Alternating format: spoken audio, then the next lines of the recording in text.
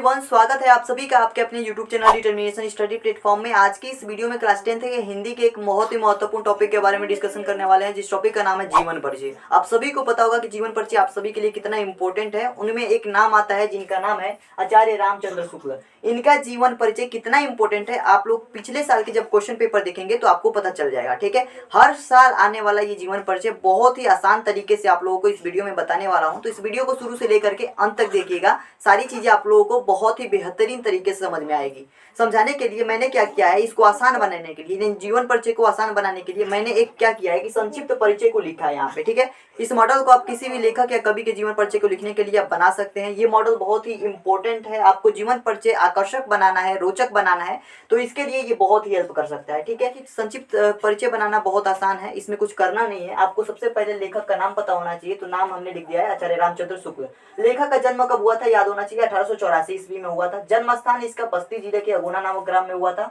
इनके पिता का नाम था चंद्रबली शुक्ल और शिक्षा इनकी FA यानी इंटरमीडिएट तक हुई थी। मृत्यु इनकी 1941 ईस्वी में हुई थी। भाषा इनका सरल एवं व्यवहारिक भाषा था। रचनाओं में इन्होंने कुछ प्रमुख रचनाओं का नाम याद कर लेना है हमेशा के लिए, जैसे चिंतामणि, त्रिवेणी, रसमीमांसा इत्यादि ऐसे कर सकते हैं। ठीक है, तो ये सारी रचनाएं जो थी ये आचार्य रामचंद्र शुक्ल की रचनाएं थी।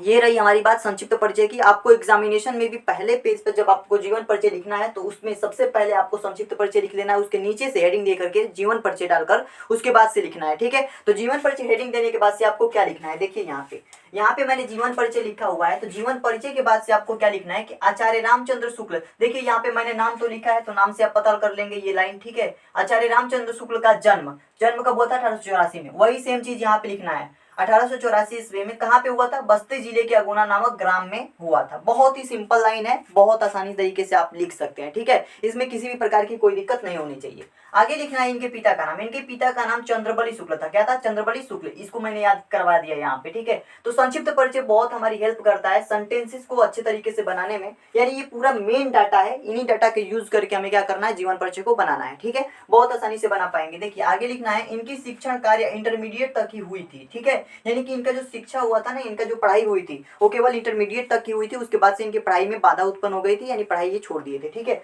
आगे चले तो आगे हमारे पास है कि इसके अतिरिक्त इन्होंने हिंदी, देखिए हिंदी, अंग्रेजी, संस्कृत, बांग्ला, उर्दू आदि भाषाओं का ज्ञान स्वाध्याय से प्राप्त किया था। यानी कि जब इनकी पढ़ाई छूट गई, पढ़ाई छूटने के बाद से हिंदी, अंग्रेजी, उर्दू, फारसी, इन सारी भाषाओं का ज्ञान इन्होंने खुद से ही प्राप्त किया था। यानी कि बहुत ही मेहनती थे और बहुत ही बड़े प्रतिभा के धनी भी थे। ठीक है, आगे लिखना है आदि भाषाओं का ज्ञान इन्होंने क्या किया, स्वाध्याय से प्राप्त किया। इन्होंने काशी हिंदू विश्वविद्यालय में हिंदी विभागाध्यक्ष के पद पर भी सुशोभित किया। देखिए ये लाइन जो है मैंने एक्स्ट्रा लिखी हुई है, इस लाइन को बहुत ही ध्यान से याद रखिएगा कि हिंदी विभाग के अध्यक्ष भी रहे हैं ये काशी हिंदू विश्वविद्यालय में। तो इस बात को आपको याद रखना है, याद रख सकते हैं। किसी के जीवन के बारे में, देखिए आप अपने दोस्तों के जीवन के बारे में कितनी सारी बातें याद रखते हैं, कितनी सारी बीती हुई बातें याद रखते हैं, तो किसी लेखक के बारे में क्यों नहीं याद कर सकते हैं। ये आपको 5 नंबर दिला कर जाएगा और 100% की गारंटी देते हैं कि आपके एग्जाम में 2025 में जरूर देखने को मिलेगा ये जीवन परिचय। ठीक है, आगे देखिए, आगे आपको एक लाइन और लिखना है कि निबंध लेखन और, देखिए निबंध लेखन और आलोचना के क्षेत्र में इनका स्थान आज तक सर्वोपरि है। ठीक है, क्या है, सर्वोपरि है। यानी निबंध लेखन में और आलोचना के दृष्टि से देखा जाए तो आलोचना के क्षेत्र में या निबंध के क्षेत्र में देखा जाए तो सबसे अच्छा लेखक कौन है, यही है आचार्य रामचंद्र शुक्ल जी। तो इसलिए मैंने लिखा है। थोड़ी सी भाषा को ध्यान दीजिएगा और जो मैं वर्ड्स को यूज कर रहा हूँ वैसे वर्ड्स अगर यूज करना सीख गए तो उस वर्ड्स को देख करके एग्जामिनर आप पे मोहित हो जाएगा और आपको पूरे अंक देगा। अंतिम पंक्ति आपको लिखना है जीवन परिचय की, थोड़ी सी आकर्षक बना के लिखनी है कि जीवन के अंतिम समय तक साहित्य साधना करने वाले शुक्ल जी का 1941 ईस्वी में निधन हो गया। इनका निधन कब हुआ, 1941 ईस्वी में निधन हुआ। आप लोग अगर संक्षिप्त परिचय याद कर रहे हैं तो आप लोग देख पा रहे हैं कि संक्षिप्त परिचय आपको कितना ज्यादा हेल्प कर रहा है आपको जीवन परिचय को बनाने में।